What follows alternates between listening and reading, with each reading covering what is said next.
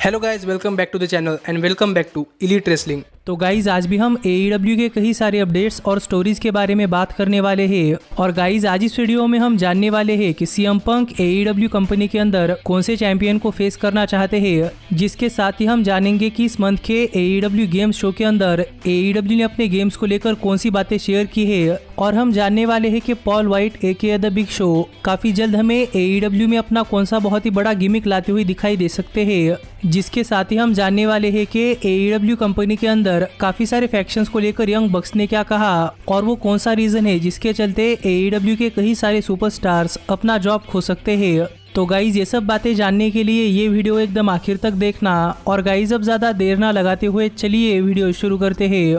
और गाइज सबसे पहले बात करते हैं AEW गेम्स की और जानते हैं कि इस महीने के AEW गेम्स अपडेट्स के अंदर हमें AEW के गेम्स के बारे में क्या क्या अपडेट्स जानने को मिली है और इस महीने में AEW गेम्स की क्या प्रोग्रेस रही। तो गाइज हमें हर मंथ की तरह ही इस मंथ भी Kenny Omega AEW games 2.0 show host करते हुए दिखाई दिए। और गाइज इस शो के ऊपर बात करते हुए AEW ने अपने एलीट जनरल मैनेजर गेम को लेकर थोड़े फार और अपडेट शेयर किए हैं। और यहाँ पर बात करते हुए AEW रेफरी ऑब्रे एडवर्ड्स, जो कि फिलहाल में AEW elite general manager game के ऊपर काम कर रही है, उन्होंने बात करते हुए कहा कि गाइज AEW अपने एलीट जनरल मैनेजर गेम के अंदर अपने फैंस को पूरा का पूरा AEW के डायनामाइट शो की तरह एनवायरनमेंट देना चाहती है। और यहाँ पर AEW चाहती है कि AEW अपने फैंस को बिल्कुल उसी तरीके का एक्सपीरियंस दे कि वो एक्चुअल डायनामाइट शो बुक कर रहे हैं। और इसी वजह से हमें इस गेम के अंदर AEW के डायनामाइट शो के रियल लाइफ के कई सारी चीजें देखने को मिलने वाली है, जो बात हाल ही में ऑब्रे एडवर्ड्स ने बताई है। और यहाँ पर ऑब्रे एडवर्ड्स का कहना ये है कि गाइज हमें इस गेम के अंदर AEW का रियलिस्टिक अरीना देखने को मिलने वाला है। पर जहाँ तक बात है फैंस के इस गेम को लेकर क्वेरीज की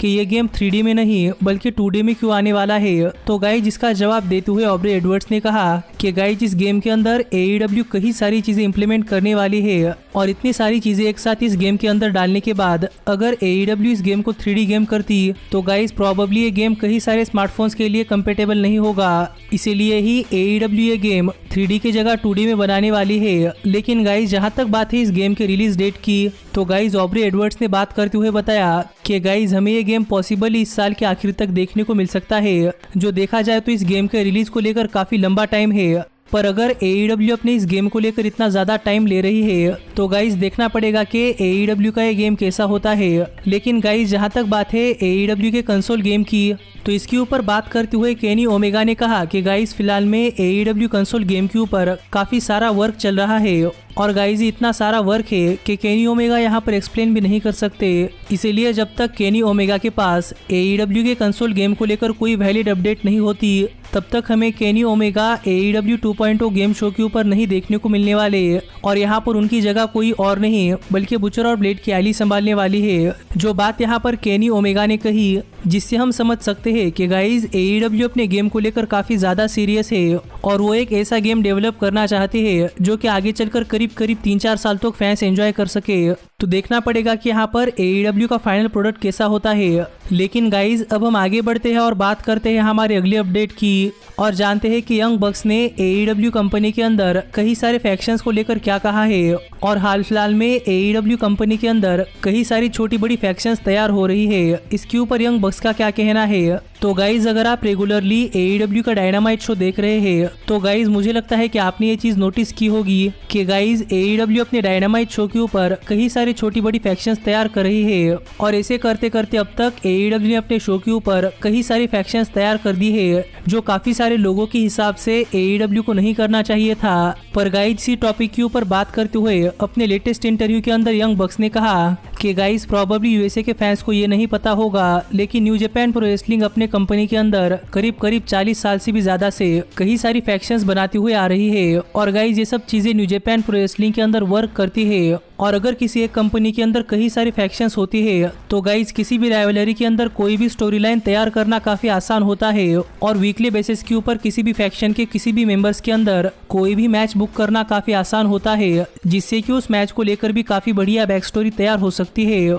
और इसी तरह अगर किसी कंपनी के अंदर काफी सारी फैक्शंस होती है तो गाइज नए नए सुपरस्टार्स को अपना टैलेंट दिखाने का मौका मिलता है। जो बातें कहकर यंग बक्स ने प्रूव किया है कि गाइज किसी भी रेसलिंग कंपनी के अंदर एक से ज्यादा भी अगर कोई फैक्शंस होती है तो गाइज वो फैक्शंस इन दी एंड किसी भी रेसलिंग कंपनी की मदद ही करती है। और कई सालों से यूएसए के अंदर रेसलिंग में कोई भी लिजिट फैक्शंस नहीं थी, पर ऐसे कई सारे फैक्शंस अपने कंपनी के अंदर तैयार कर AEW भी दिखाना चाहती है कि गाइज अब ये पैटर्न वर्क करता है। जो बातें हाल ही में यंग बक्स ने अपने लेटेस्ट इंटरव्यू के अंदर कही है, जिससे कि गाइज हम समझ सकते हैं कि गाइज अगर किसी भी कंपनी के अंदर काफी सारी फैक्शंस होती है तो गाइज उस कंपनी को अपने फैक्शंस के अंदर कोई भी मैच बुक करने में काफी ज्यादा आसानी होती है। जिन सबके ऊपर आप एग्री करते हैं या नहीं आप मुझे कमेंट कर बताइए। लेकिन गाइज जहाँ तक बात है मेरी, तो गाइज मैं तो इस फैक्शंस के आइडिया से सेटिस्फाइड हूँ। और गाइज मुझे भी लगता है कि रेसलर्स को किसी भी रेसलिंग कंपनी के अंदर सरवाइव करने के लिए दोस्तों की जरूरत होती है। और अगर इन्हीं दोस्तों को लेकर AEW कोई फैक्शन बिल्ड करती है तो गाइज मुझे उसके अंदर कोई भी प्रॉब्लम नहीं है। लेकिन गाइज अब हम आगे बढ़ते हैं और बात करते हैं हमारे अगले अपडेट की, और जानते हैं कि probably the big show AKA Paul White AEW company के अंदर प्रोबेबली अपना एक कौन सा कैरेक्टर ला सकते हैं जिससे कि AEW कंपनी के अंदर बिग शो को देखने का हमारा नजरिया बदल सकता है। तो गाइज अगर आप WCW या फिर WWE के दिनों से बिग शो को फॉलो करते हैं तो गाइज आपको तो पता ही होगा कि तब से लेकर अब तक द बिग शो का गिमिक सिर्फ एक ही है और वो है द जायंट। पर गाइज अपने WCW दिनों के अंदर द बिग शो ने किसी एक मूवी के अंदर एक रोल किया था जिस रोल का नाम था कैप्टन इंसेनो। और गाइज वो रोल काफी बड़ा तो नहीं लेकिन गाइज एक मेमोरेबल रोल था, पर उसके बाद वो रोल आज तक बिग शो ने नहीं किया है। पर सरप्राइजिंगली AEW ने हाल फिलहाल में द बिग शो के कैप्टन इंसेनो नाम का एक ट्रेडमार्क फाइल करवा लिया है और AEW ने ये ट्रेडमार्क अपने मर्चेंडाइज कैटेगरी के अंदर फिल किया है, जिससे कि गाइज हम समझ सकते हैं कि हमें प्रोबेबली किसी पॉइंट के ऊपर the big show AKA Paul White का captain Insano gimmick AEW company में देखने को मिल सकता है। पर गाइज हाल ही में रूसेव एके मीरू के साथ हुए अपने इंटरव्यू के अंदर बात करते हुए पॉल वाइट ने कहा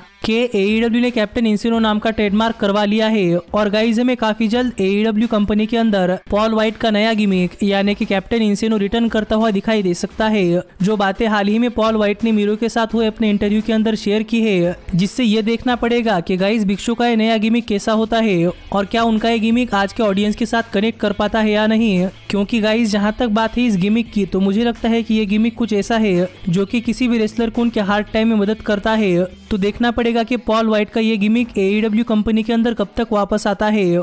और अगर पॉल वाइट अपना ये गिमिक वापस लाते हैं तो क्या वो अपने सिर के ऊपर कोई विग भी पहनते हैं या नहीं। लेकिन गाइज आप मुझे कमेंट कर बताइए कि क्या आप पॉल वाइट का कैप्टन इंसेनो नाम का गिमिक AEW कंपनी के अंदर देखना चाहते हैं या नहीं। लेकिन गाइज अब हम आगे बढ़ते हैं और बात करते हैं हमारे अगले अपडेट की, और जानते हैं कि हाल ही में AEW कंपनी के बैकस्टेज में ऐसा क्या हुआ है जिससे कि AEW के कई सारे सुपरस्टार्स को अपनी जॉब खो देनी पड़ सकती है। तो गाइज अगर आप AEW के सभी डायनामाइट शोज रेगुलरली फॉलो करते हैं तो आपको पता होगा कि गाइज AEW हाल फिलहाल में अपना एक dynamite show live dynamite show कर रही है और दूसरा डायनामाइट शो एक टेप्ड डायनामाइट शो कर रही है। जिस टेप्ड डायनामाइट शो को लेकर हाल फिलहाल में रेडिट यूजर स्पेस फोर्स 1 काफी सारे लीक शेयर करता है जो कि AEW को बिल्कुल भी नहीं पसंद। क्योंकि गाइज अगर किसी भी शो के स्पॉयलर्स बहुत पहले से ही बाहर आते हैं तो गाइज काफी सारे लोग बाद में वो शो देखना पसंद नहीं करते। पर गाइज हाल ही में BTE के लेटेस्ट एपिसोड के अंदर हमने BTE के बैकस्टेज में एक सेगमेंट देखा था जहां पर हमें बैकस्टेज में AEW की क्रिएटिव वॉल देखने को मिली थी। जिस वॉल के ऊपर अगर आपने गौर से देखा होगा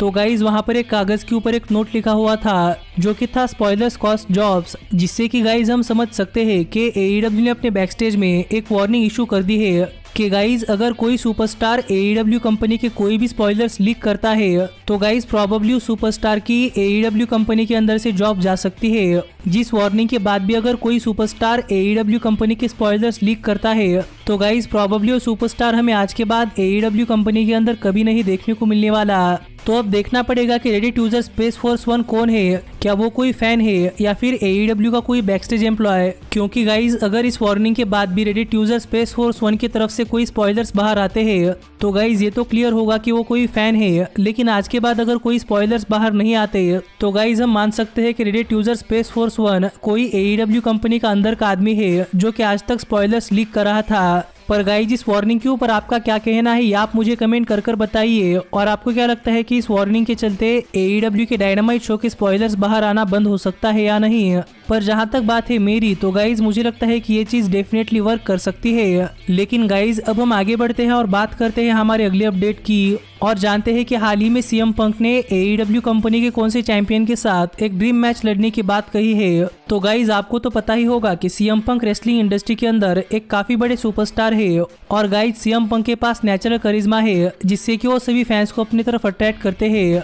पर गाइज इस सब के बावजूद भी CM पंक ने करीब 7 साल पहले रेसलिंग में से रिटायरमेंट ले ली थी, और गाइज आज तक CM पंक ने रेसलिंग के अंदर अपना रिटर्न नहीं किया है। लेकिन गाइज हाल ही में CM पंक का एक इंटरव्यू हुआ है, जिस इंटरव्यू के अंदर बात करते हुए CM पंक से कई सारे सवाल पूछे गए, जिनमें से एक सवाल ये था कि गाइज अगर CM पंक कभी रेसलिंग के अंदर अपना रिटर्न करते हैं तो उनके लिए बिग मनी मैचेस कौन से होने वाले हैं, और वो कौन से मैचेस है जो कि CM पंक लड़ना पसंद करेंगे। जिस सवाल का जवाब देते हुए CM पंक ने कहा कि गाइज अगर CM पंक दोबारा से रेसलिंग के अंदर आते हैं तो प्रोबेबली WWE की तरफ से CM पंक के डेस्क के ऊपर CM पंक वर्सेस ट्रिपल एच मैच तैयार ही है, क्योंकि गाइज ये मैच WWE के लिए काफी बड़ा मनी मैच साबित हो सकता है। लेकिन गाइज जहां तक बात है CM पंक की खुद की, तो गाइज यहाँ पर CM पंक को लगता है कि ट्रिपल एच के खिलाफ के बिग मनी मैच से ज्यादा CM पंक AEW world heavyweight champion Kenny Omega को फेस करना पसंद करेंगे, क्योंकि गाइज ये CM पंक के लिए एक ड्रीम मैच है। और अगर CM पंक कभी रेसलिंग के अंदर अपनी वापसी करते हैं तो गाइज CM पंक डेफिनेटली AEW के world heavyweight champion Kenny Omega को फेस करना पसंद करेंगे,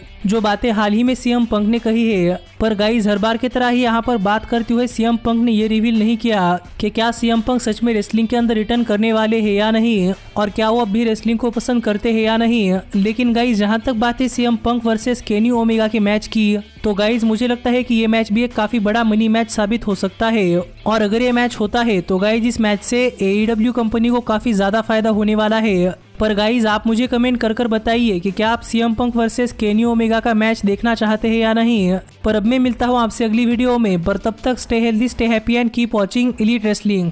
Hey, did you like that video? Click the screen for more.